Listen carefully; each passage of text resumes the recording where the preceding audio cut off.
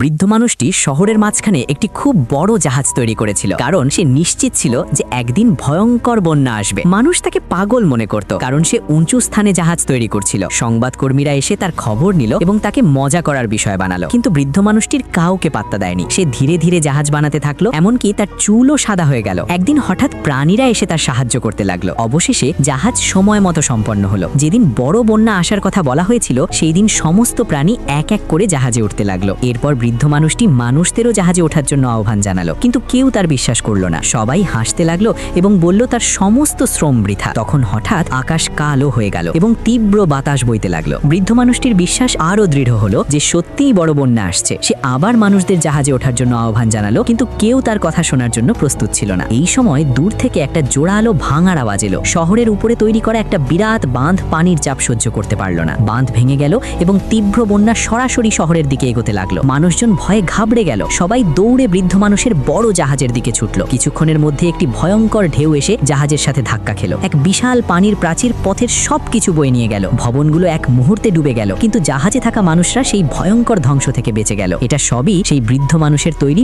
বড় জাহাজের কারণে।